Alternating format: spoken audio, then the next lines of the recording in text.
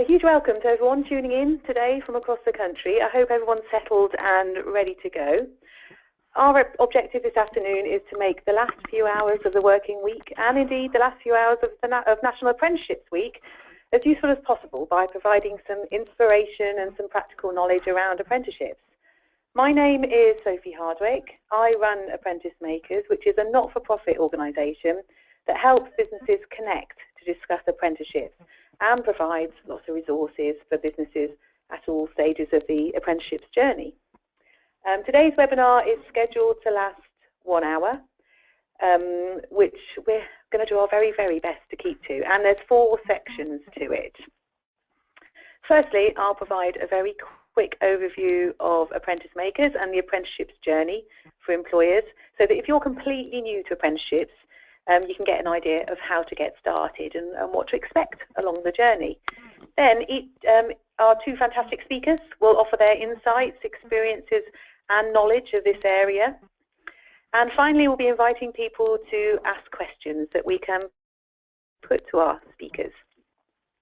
Please feel free to submit questions in the question tool as we go along. So you should see on your webinar tool that there's a question tool there, so you can put questions in as you think of them. And if it's appropriate, we can bring them in at the appropriate point in the proceedings. If not, I'll save them till the end. Okay.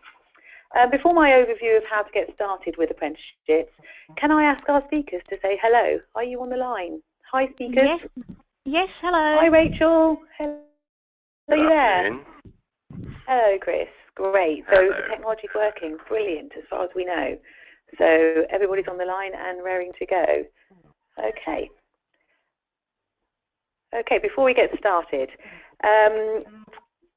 just a quick one on Apprentice Makers. So Apprentice Makers is supported by the National Apprenticeship Service and run by the Small Firms Enterprise Development Initiative, otherwise known as SPEDI. And SPEDI is the sector skills body for enterprise skills. So everything we do is about supporting and developing enterprise and entrepreneurial skills amongst businesses and individuals and organisations that support them. So this is kind of the first webinar that we've done around enterprise skills, even though Apprentice Makers has been around for a couple of years. So it's an area that's quite close to our heart, really. Apprentice Makers is completely free to join and aims to support in 3 main areas. We offer tons of resources, such as the Small Business Guide to Apprenticeships and blogs, and of course our monthly newsletter, which is free, and it's a really good way to stay in touch with what's happening around apprenticeships, and it's specifically written with small businesses in mind. We also provide a community. We've got an online community so that people at all stages of the apprenticeships process can connect with those that have been there and got the t-shirt. So you can go onto the directory and connect with similar employers and ask them if they'd be happy to share how it's worked for them. You can also ask questions in Ask an Apprentice Maker, which is a forum, and join community sector. Also, we aim to provide lots of inspiration to small businesses around apprenticeships, hence webinars like this one today, and our jam-packed case study section, which has over 50 businesses featured from a whole range of sectors. So as I said, it's completely free to join Apprentice Makers, and we have more activities planned. So if you're not signed up already, please do, as it will help you stay in touch with everything that's happening in the coming months. Okay, this is my attempt in a single slide to help you understand the apprenticeship's journey. So when you're at the thinking about it stage, just around about here, go on to gov.uk to get all of the practical help to get you started. So that will provide information on the funding and the different types of apprenticeships available, and has some online tools to help you do things like find a training provider. I'd also urge you to look at Apprentice Makers. We've got tons of links and resources and inspiration to help people at that kind of very early stage. And think about who your trade body might be, or your local chamber might be, because they also offer some support to businesses. So it's a good idea to see what they've got to offer. Okay, when you're at the kind of getting started phase, when you've thought, right, I'm going to go for it now, probably your first port of call, if you haven't had any contact with a training organisation previously, is to call the small business team at the National Apprenticeship Service. That's NAS, the National Apprenticeship Service. That's the number there, and I'll be sending the slides around, so you'll be able to access that, but there are other ways to do that. And then you'll be at the stage where you're thinking, okay, so I need to find a training organisation.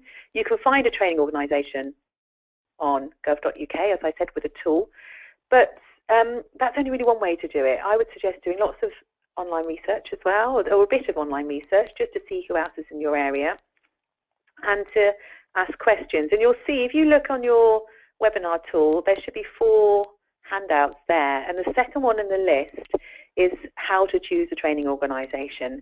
And what we have done at Apprentice Makers is we've collated a list of questions which we think would be useful for you to use as a guide when you're talking to training providers. Just a list of questions that will help you get a sense of what you might want to look for in a training organisation and how you can find one that's a really good fit for your business. So once you've done that, you're going to be starting to think about recruitment, and many training organisations will help you with that process. So some will help you develop your job role and your job description, and some will actually go through the recruitment process with you and help shortlist candidates. When you're thinking about recruitment, it's often good to think about what you normally do when you recruit someone. Just because they're an apprentice, it doesn't mean that there is just a single apprenticeship route. All the things you would normally do when you're offering a role in your business apply. So, you know, it's about sending that job description out to your networks and getting it on social media and asking us to retweet it and things like that. You know, things that we can do to help find the right apprentice for you. Okay, so then you're on to employment.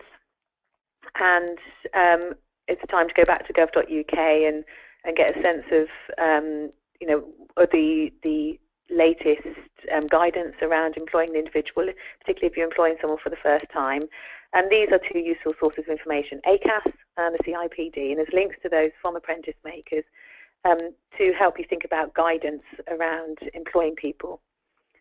I'm just going to click on the journey. So this is brand new. This is something that we've developed for National Apprenticeship, Apprenticeships Week, and it's the Apprenticeships Journey for Small Businesses, and it takes you through the process I've just described in a kind of really nice interactive way.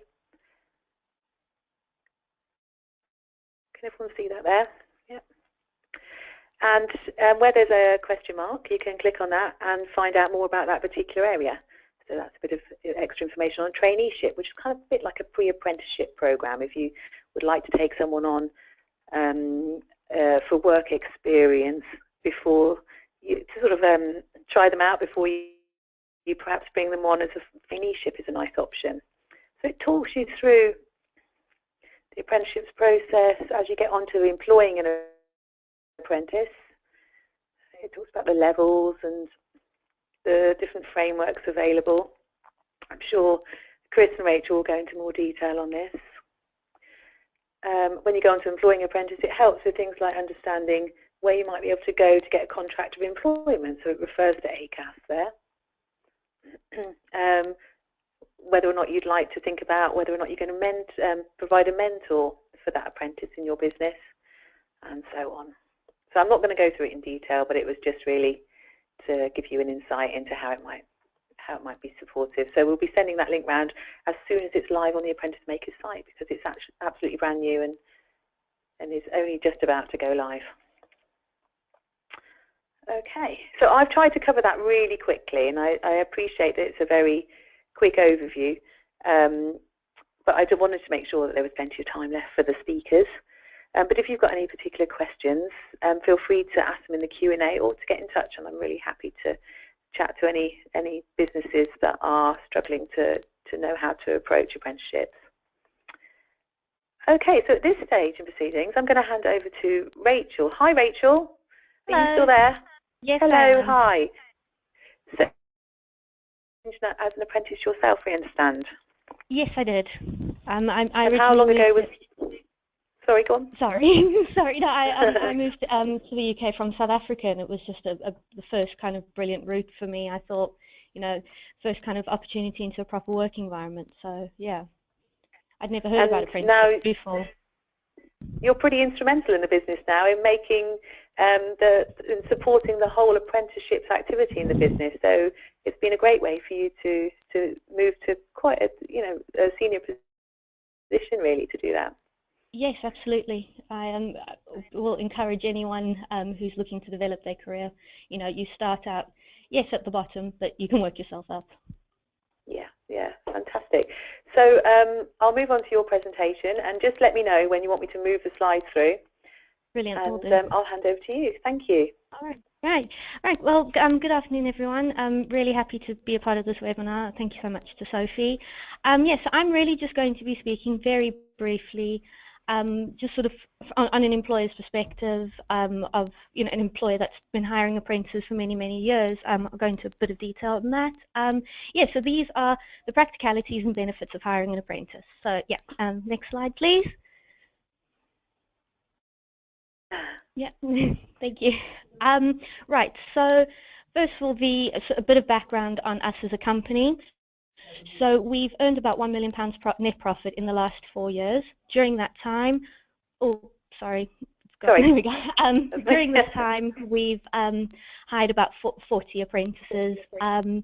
We've had over 2,000 applicants during that time. This is in for our marketing company based in Colchester in Essex. So, we've had apprentices who have been based sort of in every single department within our company, from actually running the email campaigns on the sales team, on the finance team, the design team. So it's not limited to sort of one department at all. It's sort of with any sector within your office, really. Yes, best new SME at the National Apprenticeship Awards. My managing director, Phil Warnock, is actually the ambassador for the scheme. So, we've had a lot of recognition come through as a result of the program, just because of, our positive experience with it.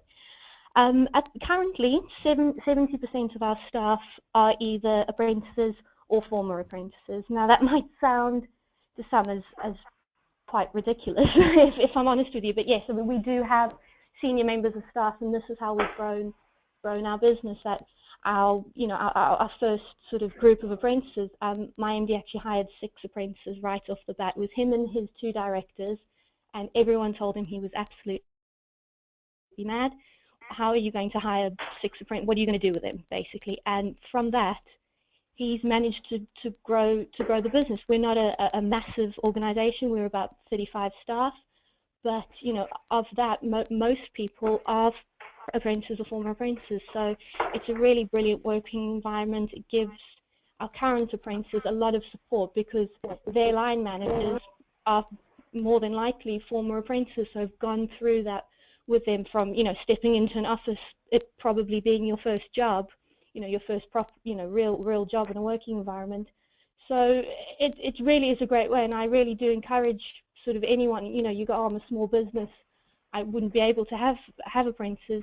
Yes, but you can grow your business that way, and as the years go by, we feel that certainly on my end, I mean, I'm now line managing our current apprentices, when and they're going through all the sort of same, how do I write an email, how do I speak on the phone in a formal manner. It's all the same issues that I had when I started. So it's brilliant to be able to use your experience as an apprentice and to help someone else, and it'll just carry on that way. So that's a very sort of brief overview of what we've thought about the benefits. So if you go to the next slide, please, Sophie. Yep. So yes, so Sophie did touch on recruiting very briefly in her slide. So I'm just going to sort of go over what how we have been recruiting our apprentices for the last 4 years. So as Sophie said, I would always encourage people to look at it in the same way as hiring any member of staff. It's no different just because it's a young person. The only difference might be is that person won't have little to no work experience, which is absolutely fine. What we've found is by doing that, and I'll touch on this a bit later on, is you're building a young person from scratch. They won't have had any sort of, I know the sounds, but we're the bad habits that they've picked up from sort of other employees. You can really almost mold them. I know that sounds a bit odd, but to fit with your business and your way of working, no matter if you're in a very hectic office environment, that young person more than likely really be able to pick that up and really flourish in that environment. So just a few tips from my end. I have been sort of actively involved in the recruitment process of our apprentices for the last, oh goodness, I'd say about 2 years now. So I've really gone through the process. I've been through the interviews and everything, and myself gone through the process on the other side as well. So what we do is we get job adverts live across at least 6 different recruitment sites. Now this doesn't have to cost you a fortune at all. We really encourage you to use those free sites, because those are the sites that people actually use. So Indeed, Foozle, your local job centre will have a website as well. I encourage everyone to go onto that and to use that tool. Another thing I would say is, as again Sophie sort of briefly mentioned, was to use social media. That's what young people are on. So yeah, really would encourage everyone to use that. Yes, so multiple job titles for the same role. By that I mean not everyone is going to know what the job title really is. So if you're looking for a receptionist, maybe also just say admin or front of house or something else, because some people might be searching, for a job and it might not come up in their search. So yeah, that's another tool. Excuse me. Again, I know Sophie sort of touched on how the training provider can help recruit your apprentices, but I would say from my experience, never rely on your training provider. Yes, they're fantastic, and yes, they know the best routes and everything to go down, but you know the candidate you want for your business. You know who would fit in with your team. You know what will work. So I would encourage all employers, big or small, to be actively involved in your recruitment process. Maybe get a junior member of staff if you do have one, to sort of filter out the candidates, but sort of as a business owner or a director of whoever, I would encourage you to be just as involved as you would if it was for a senior member of staff. We like to be quite actively, like I said, actively involved. So as soon as someone applies for a job role, we're phoning them that same day, we're emailing them, we're on them basically, because that could be the potential, hidden gem. If they don't reply to emails, if they're not picking up the phone, forget about it. You don't have to spend hours and hours of your time on candidates who clearly aren't interested. Really focus on those people who are, you can tell they're making an effort. You can tell they're really, you'll see it straight away. They're replying to emails within 10 minutes. They're picking up the phone. They're very good on the phone. Things like that. Another tool that we use is group interviews. Now, this is a really, really good way. It saves you time as well, because this is a really good sort of initial stage interview. So invite everyone that applies, whoever, and do it in the morning if you can, before your workday starts. So 8 in the morning, 7 in the morning. You will see straight away who is committed and who wants a job, because I can tell you, an 18, 16-year-old, if they don't want a job, is not going to get out of bed and travel and get to your office for 8 in the morning, except for those who really do want a job. Then you put them in a group. You can see how they interact with other people. You can see their level of confidence. You can tell so much from a group situation, and then whittle it down and then start the one-on-one interviews. Yes, I find it's less time consuming. It sounds more, but it is actually less time consuming at the end, because, like I said, you can tell straight away who's committed to that. So that's how we do it. Obviously, tailor it to suit your business, and I would encourage people to do it this way. It really does work. It's how we've done it for 4 years. We'll probably always do it this way. We've learned from mistakes, again, from hiring people. So this is just what works really, really well for us. Yeah. So next slide, please, Sophie. Oh, timing. Sorry. So these are just, again, quick facts you may or may not know. I don't know how, the level, what everyone's knowledge is of apprenticeships. So anyone who's 16 and over is eligible to work, who can do an apprenticeship and be paid the National Apprenticeship wage. This is just basically to show you the sort of age that you can apprentice. Some people think, oh, it's for very, very young people. Yes, it is. But you can, and that takes me on to my next slide, you can employ someone as an apprentice who is perhaps slightly older, so 24 plus. However, there will be costs involved with that, which is where the 24 plus loan comes in, which Sophie will know a lot more about than I do. But I just wanted to bring that up because, I think some people maybe have a misconception that it is for very young people. Yeah. No, you're right. You can do an apprenticeship at any age, and yes.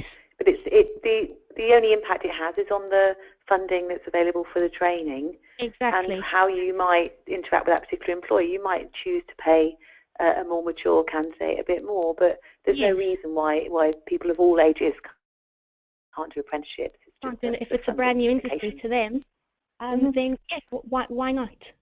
Yes, so people with a higher qualification in and around sort of in a very similar field, in terms of that can't actually do an apprenticeship. Again, Sophie, please correct me if I'm wrong, but they actually would say, for example, you're going to put someone on a marketing apprenticeship to do a level 3 in marketing.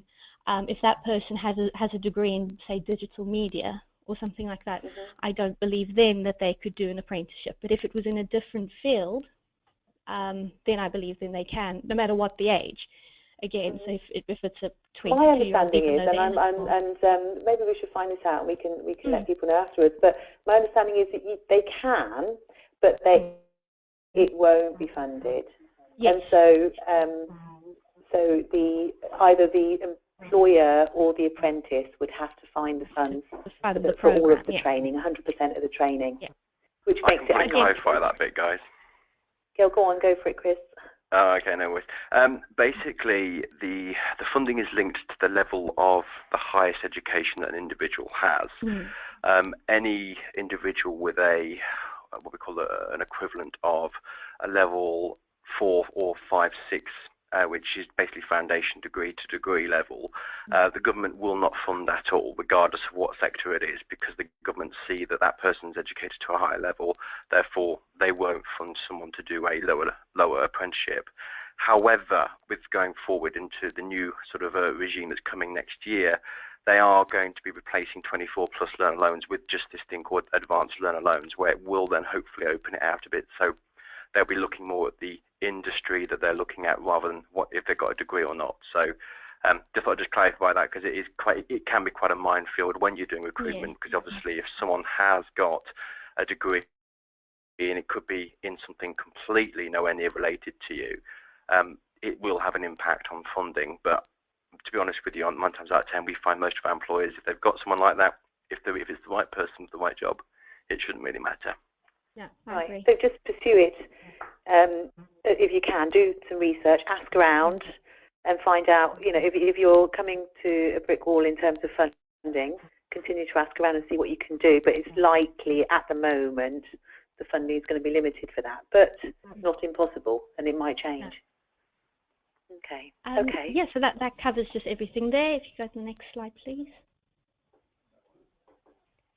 Yeah, so this again is just very briefly what we have found the benefits to the business are in terms of hiring apprentices. So very briefly, I explained we've hired, we started with 6, as I mentioned. We then grew to, taking on 10 apprentices in one go in one year, and it did work. People thought we were mad. What are you doing? You're an office of 25 staff, or however many, 20 staff, and you're taking on 10 apprentices. That is absolutely insane. They did it. I was one of 10. 8 of us got kept on at the end. We are now all going on to a management course. We're all in management roles. It does work if you sort of find the right candidates. At Ginger, we and Phil will always say to all of us that it's not because of how he's running his business. It is obviously how he's running his business, but he finds that the next few points are behind, solely to do with because he hired apprentices. So we have no debt. We have no debt as a business. We've now been able to offer a wider product range, and by that I mean we've been able to sort of take smaller sort of parts of our business. So we've got Ginger Nut Design that we'll be launching soon, which is solely just a design-based company. We've then got Ginger Nut Training, which is for apprenticeship training. We've got Ginger Nut Survey, so we're branching out. We're now more than Ginger Nut Media. We're now branching out, and those are being headed up by apprentices. I'm heading up former apprentices. I'm heading up Ginger Nut Training. Sort of one of my colleagues who started with me as an apprentice, she came in as the design apprentice. She's heading up Ginger Nut Design. You can put your former apprentices in those management roles fairly quickly. I haven't been here all too long, and we've been able to grow the business that way. Again, as I mentioned earlier, so you can have an apprentice in every department if you wished. It doesn't have to be, because they're on a marketing qualification, for example, they have to be in marketing. No, if you find the right training provider, they will tailor your course to what your apprentice is doing in their everyday role. And as long as they understand the industry in which they're working in, I see no reason why you couldn't have an apprentice in every department, as we do and will continue to do, because it's a great way of growing your departments. We have very loyal staff. As I said, we retain a lot of our staff. Everyone's a hard worker. We all come in early, stay late. We've all got a very good work ethic because we started from no experience, and we're incredibly grateful to our employer for taking us on. All I'd done is worked at a coffee shop making cappuccinos, and then 3 months into my apprenticeship I was running email campaigns. So being given these opportunities, it does make you a loyal. Yes, so we're a high achieving business. We want to do well, and we want to work hard for the business that has given us our career, really. So it is a really great way as a business owner to gain very, very loyal staff. And I think at the end of the day, that's all you can really ask for, is for people who show up early, stay late, and work hard. So yes, I could go on all day about the benefits to the business, as well as on my end the benefits to a young person going through the apprenticeship scheme. And I encourage anyone who, if you are able to hire an apprentice or 6 like we did. So yeah, I can't say anything other than good things for the apprenticeship scheme, basically. And yeah, that's basically, yeah, that's really all from my end. That's fantastic, Rachel, and it's really inspirational hearing you speak like that, because it's that opportunity that it's created for you, and the fact that you have now got to the point where you're leading the next kind of generation of Ginger Nut Media in a way. So it's really exciting, and it's lovely to hear you speak like that. So that's really great. Okay, is there anything else that you want to cover on these? I realise this animation might be throwing you a bit, but yes, they are a bit. Yes, I mean, that's basically what I'll go back. Sorry. Yeah, no, that's fine. Just what I said earlier. Apprenticeships, they drive revenue to business. You're paying someone. Yes, I mean you can pay them more than the national apprenticeship wage, but essentially it's a very cost-effective way of growing your business. You increase your staff retention, as I said. We have a fantastic company culture here, where it is a really a family environment, because we've all kind of almost grown up together. I know it's very cheesy, but we have all kind of grown together. When we started, we were all quite scared and timid, and now we're quite confident. We can be on the phones. We can do things. I mean, if you told me when I started, oh, you're going to be doing a webinar for National Apprenticeship Week, I go, oh, really? No, I wouldn't even answer the phone. So you really you do grow up very quickly in a working environment. You're employing young people, so you're impacting your county or your town or whatever. You're having that impact, and again, it reduces your financial risks, because it is a very cost-effective way to expand your business. So yeah, so that's fantastic. Great. Really. Yeah. I've got a question for you. Okay. Do you have a sort of structured induction program? Because as you say, people come in, they don't know necessarily how to use email, they don't know some of the kind of fundamentals around working in an office environment. Yeah. Have you developed an induction program for your apprentices? Yes, we do. Our induction is actually a week long. So the first week, you come in, and every week is basically themed, if that makes sense. So the first day will be introduction to the company. You'll hear from, Phil will do, have a chat with everyone, how he grew the company, the history of it, all about that. You learn all about it. Then you hear from all the directors, senior members of staff, and then you sort of go in. We do, obviously health and safety, all those kinds of things, but we delve deeper into it, and you hear from every department how they all link together. We have talks, we have sort of team building activities, like I said, because we have groups of 10 apprentices, or starting at a time.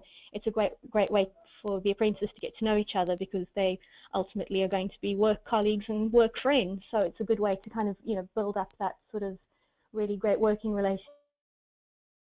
We do things like sort of group activities, but tying into the business. So off the top of my head, I remember mine, I think it was our second day, we had to, or no, it might have been the first day, went, right, you've learnt all about the business, give me an elevator pitch, which, is a 10, 20 second pitch to someone on about the business. And that's what we did. And we, spoke about, if someone was to ask you what Ginger Nut Media do, how would you sell it to them? So, things like that. It's really almost get you out of your comfort zone a little bit, and be able to do that. But again, we have the resources to do that. We have the staff who can do that. So for a smaller, I know, smaller businesses, like, oh, we don't have, we wouldn't be able to do a week really. But I think whatever you are able to do, I think there must be some kind of structure involved.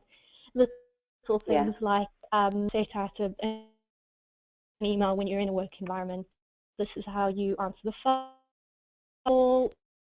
Yes, we do. Basically, in short, we do. Yes. Right. I was really interested in that bit, because it's something that a few businesses have asked about. In the journey that I showed at the beginning, on there is a bit about induction, and that links to a few bullet points about what businesses might want to put in their induction, just for those that are thinking about that.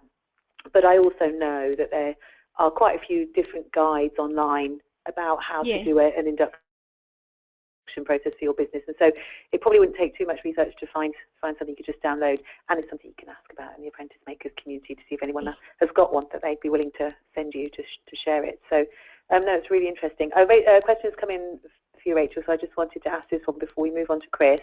What structure would you recommend for interview days? Interview days, so group interview days, group interview days. Okay, so how we would work it is we have a very sort of, I know it again maybe a little bit cheesy, but we find it does work. It's like a one-page sort of personality thing that we get everyone to fill out while they're still in the reception. When everyone comes up, and we have everyone sitting around a table, and we go around the room, introduce yourself, tell us one interesting fact about yourself. We go from there. So everyone goes around the room and does that. Then what we have to do, which is quite a good technique, which I think Phil picked up from, I don't know if it was the Tesco or Asda recruitment guide. I think it was something like that. You have to turn to the person next to you, and I think you get 5 minutes to chat with that person about why they're here, why they want this job, what they're actually doing at the interview, and then you have to turn around and sell that person to whoever's holding the interview. So you actually have to sell the other person, which is quite a good technique. Then another thing that we do is sort of, again, paired up with someone, and you have to build a paper tower with nothing. I think it was sellotape and a few flimsy pieces of paper, and whoever had the tallest tower would win. And again, you could see straight away who the natural leaders are, who gets really stressed out in a situation. You get to tell, you see people's sort of character very, very quickly in situations like that.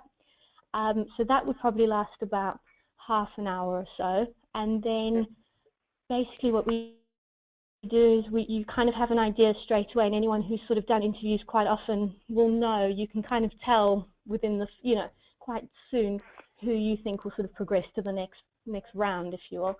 And then what we do is we have a very quick one-on-one with each person that came in, and then we'll kind of make our decision following that. So then after they've left, we kind of have a quick sit down, because there's always two of us, two senior members of staff will do the interviews.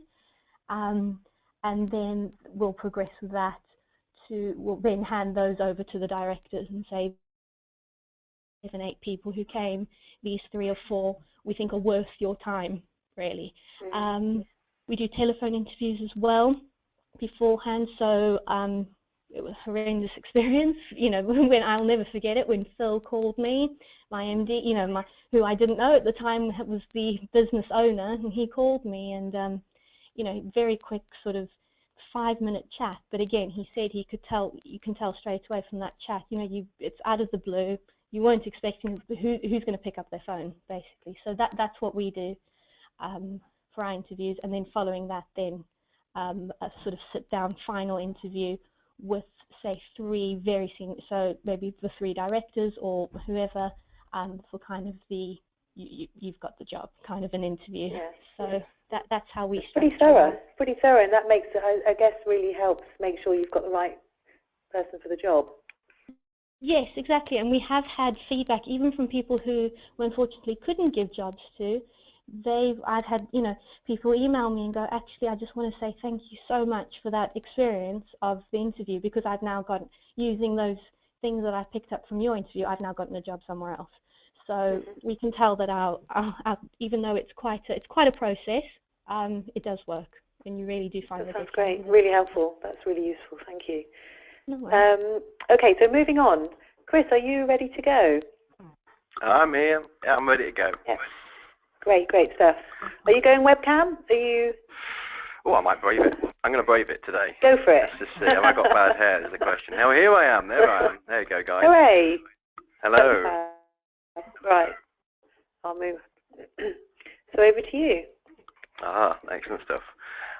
Okay, yeah. So I'm Chris Perry. I'm the managing director of Swarm Group, and we are quite a new business. We've only been around 3 years, and we were sort of really the direct involvement out of the Steady Enterprise qualification, and that's why we exist. So my job today really is to go through a very different type of apprenticeship that I don't suppose many people would have even heard of. There's only about 2 or 3 providers in the UK that deliver this, and we are one of them. And this is an up-and-coming qualification, and I shall sort of explain why it's so different. To do that, I've got to really give you a brief history of why we're here as Swarm, because we are here as a result of this qualification and indirectly the results of what the business community was telling us. So yeah, Swarm was founded in 2013 when our founder, Robert Ashton, who's the best entrepreneur, was on the board as Steady, because they were looking at developing this new level 3 enterprise skills apprenticeship, and they wanted to see whether it'd be relevant for the apprenticeship market. And Robert led several business focus groups across the east of England and spoke to hundreds of SMEs who all had a very similar issue when it came to the current crop of apprenticeships that were available on the market, which they only really represented a very small part of the duties of these individuals that they wanted to take on.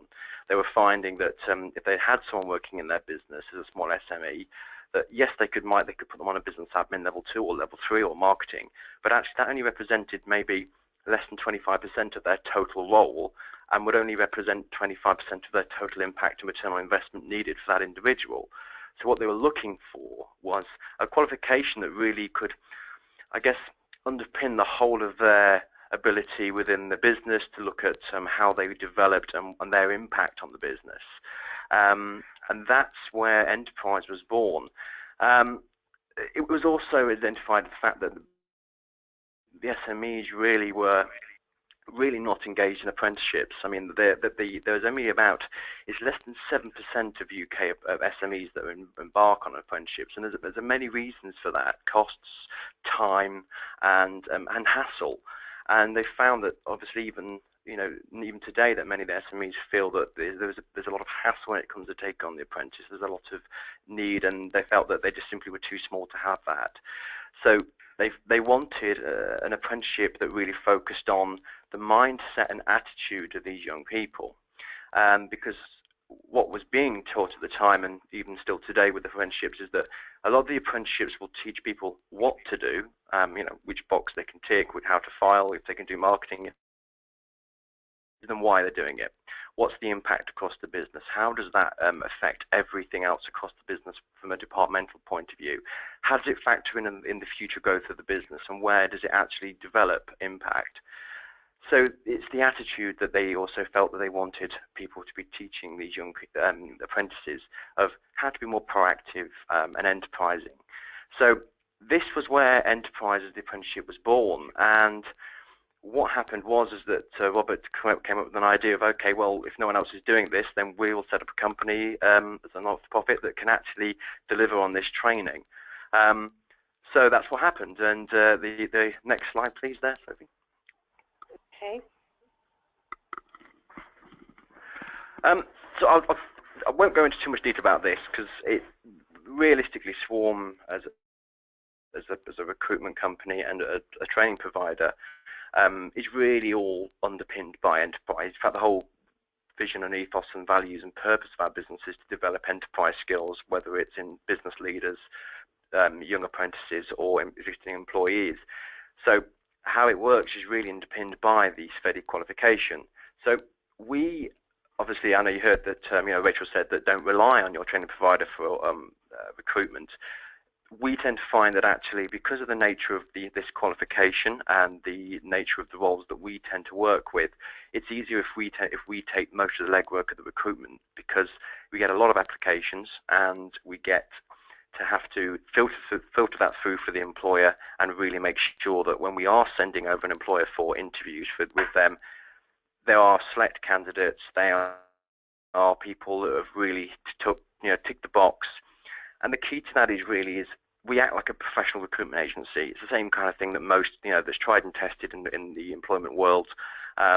It works if you can get to know inside and out the employer, get to know their culture, their needs, and more importantly, get to know what success looks like for that individual role in 12 and 24 months. What's the ROI? What is the actual sort of KPI structure of this role? What is it they're looking to achieve? And from that, we can then start to build a really good portfolio of what the right person looks like, not just skills and not just from previous qualifications, but from attitude, personality, and aspiration. So obviously we do screen the candidates, and the point about the Enterprise, and I'll talk to you more about that in a minute, is we've got to really support both the employer and the young person into basically making sure that they can measure and deliver the return on investment back in their role. This is where we are very different as a provider. We absolutely focus on the employer's needs and the needs of that employer to deliver a return on investment for that role by the end of the 12 months or 14 months. To do that, we've got to teach the apprentice how to measure their impact and measure their return on investment back to that business, and we expect them to pitch that at the end of this back to their employer, because that is the nature of business. The Enterprise is about teaching them the business skills of what us as business leaders and business owners have to do every day. So we teach them the why they're in work, what they're looking to do, and the impact they can have within that business. So to do that, we help them measure it, whether it's in their direct return when it comes to financial return, or whether it's their return from the point of cost savings, time, efficiencies, even social impact. The point is we help them measure what they do, because when they do that, they can then really start to see the impact they have as a person on their own, on the business they work with, but also they can secure their own future, because that's what's most important about this, is that young person, that young apprentice, gets to the end of their qualification and they know exactly what they have achieved in that business. They can measure it, it's there, it's down in black and white, and they then can forge their own path because they've proven their impact and their worth. And that's something that they will carry with them for the rest of their life, a lot more than any piece of paper that you get. Next slide, please, Sophie. So this is the enterprise. Now, the enterprise qualification that we do is the Enterprise Skills Level 3 qualification. The qualification is really about the mindset of an individual to do things in an enterprising way. It looks at more how they can demonstrate their ability to spot opportunities, increase efficiency, productivity, and be accountable for measuring their own impact. So we're talking more entrepreneurial senior business skills here, where these young people, doesn't matter what role it is, it doesn't matter whether they're an engineer, it doesn't matter whether they are marketing or even administrator, it's not what they're doing, but how they're doing it, why they're doing it. It's a 14-month qualification, and the great thing about this qualification is that they automatically, because of our work with SVEDI, get what we call IOEE membership, which is the Institute of Enterprise and Entrepreneurship. They get that, which means that they can afterwards put letters after their name, which is fabulous, and they get a lot of support that comes with that. The qualification as a level 3 is very heavy going. I mean, it's got 600 plus guided learning hours minimum, and as part of it, they have to do a real life business development project. It cannot be made up. This could be a new product, a new service, a new innovation of the business. It could be something that the business wants to get that young person's teeth into. It's about them taking ownership and being empowered to make a difference. Now, with that project, obviously, we teach them the skills required to run with it. So part of the training is to teach them how to do the market research, how to do the financial payback plan, how to do a business plan, how to do the pitch and the negotiation skills and presentation skills, all the way through to project management. The point is that this is their project, whether it's something new or, in many occasions, this project has been actually their job, their targets, their KPIs, their impact, and they run as their project. But the point of this, it runs across the whole duration of 14 to 18 months.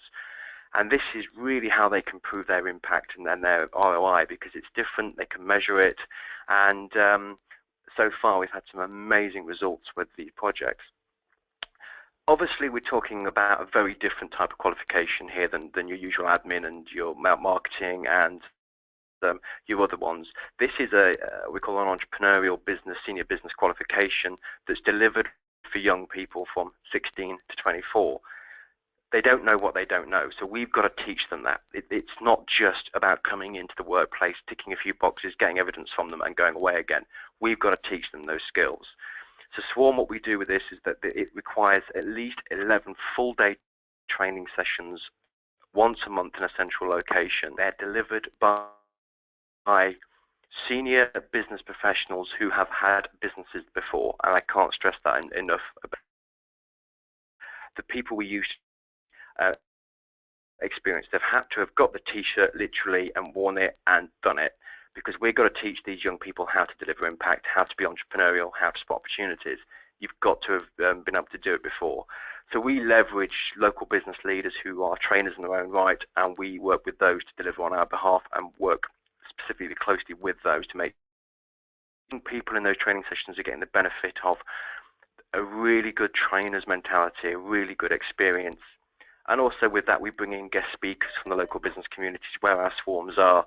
So other entrepreneurs, other business professionals, HR professionals, legal professionals, people that are the top people within their field, within that area, that can go in and give those young apprentices the absolute benefit of their mind. But also there is tutor visits. Once a month, a designated tutor will go out and get the evidence and support that person live on site.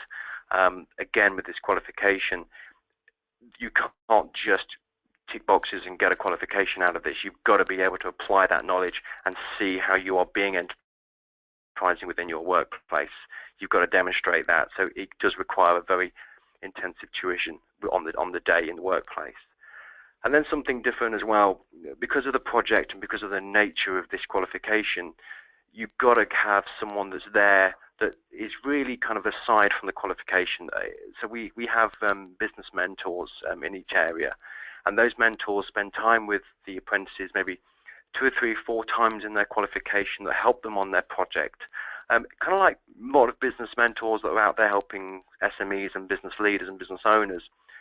they go and talk them through their project, help them with their business plan, help them with their continual professional development, and we need to make sure that that's there.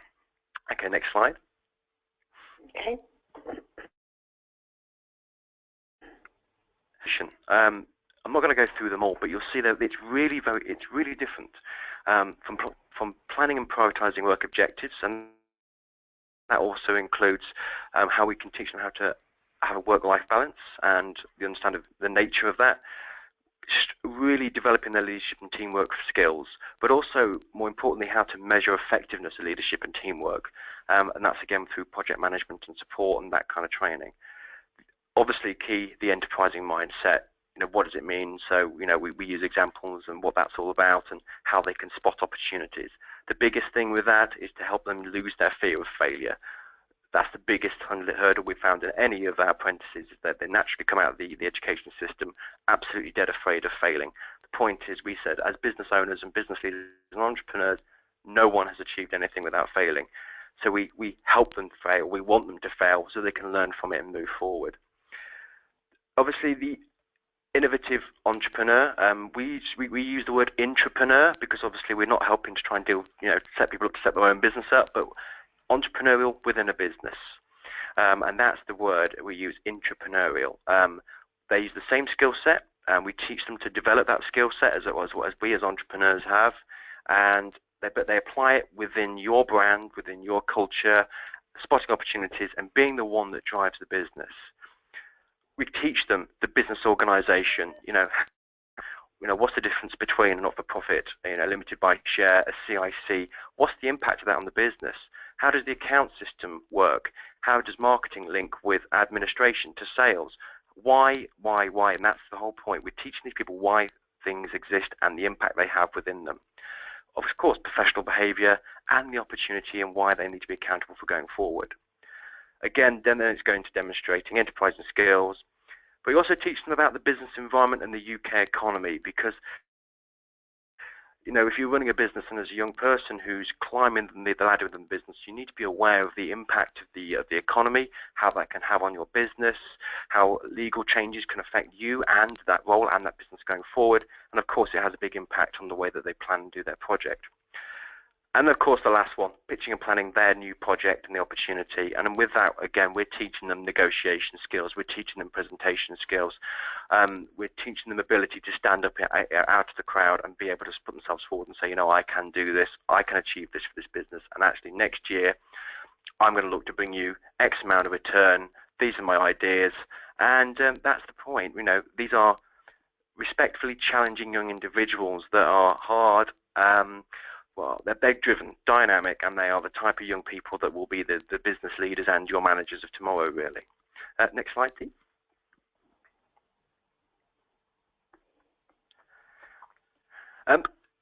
So just very quickly, we've had some fantastic apprentices go through this program. So far we've had 70 young people go through this level 3, and one of them was really stood out. Alice, who works as an executive assistant to one of the housing directors at Freebridge Housing in Kings Lynn. Alice, slightly older, she's 23, and in her time she has really done fantastically well with this qualification. Her project was about increasing the amount of uptake that their housing tenants would have within their local. She set up systems, she set up community walls to be able to increase that revenue, and she tracked and measured both the not just the community impact, but also the social impact revenue. So she proved that she could deliver nearly £400,000 to £500,000 worth of social impact revenue back to Freebridge Housing, which helps them win local contracts and government contracts. They've actually now designed a whole new role for her at the end of her qualification because of her ability and because of her attitude and what she's managed to do. See there clearly that they believe that she's a very strong woman who will prove a massive asset within that business. She's recently just went for an award, which is fantastic. She was nominated for the Enterprise Award for Svedi, and again, she's our future, one of our future leaders. She will lead a business one day. She will be one of their directors. But she's not alone. Most of our apprentices achieve fantastic things. We've got people that are managing teams of 20 and they're 19 years old. We've got people that have designed new market research because they spent the time on doing the business plan. And we've got young people who have gone and created new roles for themselves because they recognised an opportunity within that business. This is why typically the businesses that work with us on enterprise tend to be the smaller SMEs that want to grow, they need to be involved, they need someone that can be holistic and be part of that growth of that business. So really these are young people not just taught to work in a business but are taught to work on it as well. So these are people that maybe you want to bring up a little bit older. Normally, we recruit, our average apprentices are normally 19 to 21 because obviously the nature of the qualification and the nature of the roles that we normally take on board. But don't hear it from me. We have an interactive magazine that we send out once every other month. We get all of our articles together from our apprentices. We get our businesses to write key bits of knowledge from them and showcase themselves. And this is BuzzMag, and again, the nature of the fact this is a swarm of businesses and a swarm of ideas. And we get these out there in a magazine, and on there, if you click through the link at some point, you'll be able to see some of the actual our young apprentices and the impact they've made on the businesses. Next slide. Or is that it? I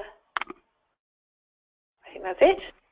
That's it. A quick Q&A. We've got a couple of minutes left just for a couple of questions. Just one question that, to both of you really, and if you can keep your answers brief, that'd be awesome, so we can ask another one as well. Do you think apprentices in a small business gain any extra sort of advantages in terms of knowledge and experience? Is there something different about working in a small business than, say, being recruited by one of the large organisations that recruit apprentices? Do you want to answer that first, Rachel? Okay, yeah, sure. Well, like I said, I mean, I do think that there's always benefits as a young person. If it's your first, as I keep doing that, I keep trying to do inverted commas, but proper job role. So I think I do understand what they mean. I think for us we have a lot of support here. We have a fantastic support system going back to a sort of family feel that we have. But because we've been established in the apprenticeship side, we have been able. I had a mentor who was a former apprentice, and she was able to, if I had any sort of work-based sort of problems or issues or things I was worried about, she was always able to, to sort of be there and tell me, oh, well, I had the exact same thing, this is what I did. So I do understand that, but I'm not, if it's a very small business, I mean, I think you could always learn from your seniors. I mean, I'm a big believer in that, and just that if you find the job role that suits you, I think you will flourish in it.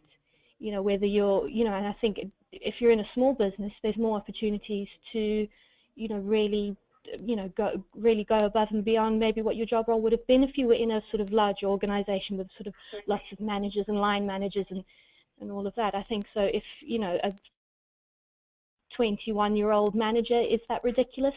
Maybe not if they've been at the company long enough and they know what it's all about. So if you're at a small business, you've got more opportunities to become a manager very early on, which is what we're all looking for, is a good job title, really. Yeah. Chris, what do you think? Well, in our experience, yes. Because as a small business owner myself, when we have young people joining our business, you're not just doing one set job role. You are part of the growth of that business. Therefore, one day you can be working in accounts, one day you're working in marketing, one day you're out on the road trying to sell. Your experience across a holistic range of business activities is far greater when you're in a very small business. And I'm talking small, I've had people in one-man bands who are literally taken on to be the successor of that business one day. And these are kind of, young people. They are fit for the future because they're naturally now deal with things. They deal with change, and they can adapt themselves to things. So I do think that SMEs have more to offer when it comes to apprenticeships, when it comes to transferable skills than the bigger businesses, because they can give them the empowerment needed for them to flourish and shine, especially with the new, what we call the millennial generation, which is the generation now that we're all recruiting, the Gen Y as we call it. They are purpose-driven individuals, young individuals that need to feel like they're making an impact in an organisation. You know, all the stats and studies have been done. So if you're able to give them empowerment, give them some space to spread their wings and be holistic, then absolutely you're going to find that they will have a benefit over those that work for very large businesses that work in sort of very small groups or a particular department. Great, thank you. So I think we've run out of time, but I just want to round up by saying that what we've tried to do today is give you an insight into how different roles have worked in one organisation, and then how they've approached apprenticeships and how they've done it in such a way to win awards and be really well recognised in that field. So thank you very much, Rachel from the Internet, for helping us understand how they've worked in your organisation. It's really interesting, and you've shared some really useful information there. And then also to think about how enterprising skills can be embedded into an apprenticeship to really help empower an apprentice and bring them into the business as someone that's going to have an impact on business growth. And so it's trying to give two ideas around that, and hopefully it's done that. And as I said, I'm very happy to speak to businesses that are in the early stages of thinking about apprenticeships to help introduce them to people that might also be able to progress them further. So please feel free to get in contact if you've got any additional questions, and of course join Apprentice Makers to get information about apprenticeships in the coming months as well. There's 4 handouts that go with this presentation. There's the small business journey, an illustrated journey that is just a one-pager that pretty much illustrates what the interactive journey does, but without the pop-ups. Then we've got how to choose a training provider, then an overview of the Institute of Enterprise and Entrepreneurs, seeing as we're talking about enterprise skills. Getting an overview of the IOE I thought would be useful, because you can find out how to learn more about enterprise and entrepreneurial skills and how to bring those into your business. And then the Small Business Guide to Apprenticeships, which was developed by Apprentice Makers to give small businesses an understanding of apprenticeships through every stage of the journey. I'd like just to end by saying a huge thank you to our speakers. Thank you, Rachel, and thank you, Chris, for your time. I really appreciate it. They don't just sign in today, but they put together presentations, and we do a run-through and all of that. So thank you. Hugely appreciated. And thank you to everyone that's tuned in today. There's going to be a feedback questionnaire sent roughly about an hour after this webinar. Please fill it out. Let us know what else we can be doing. Let us know what webinars you'd like to see, or if you'd like to get involved in a webinar and share your apprenticeship story, or if you have anything to offer, then please do. Okay, thank you very much for your time. I'm going to end by saying goodbye, everybody. Thank you, Chris. Thank you, Rachel. Thank you very much. Thank you, Sophie. Enjoy the rest Bye, of your everyone. Friday afternoon. Bye. Thank you. Bye. Bye-bye. Thank you. Bye.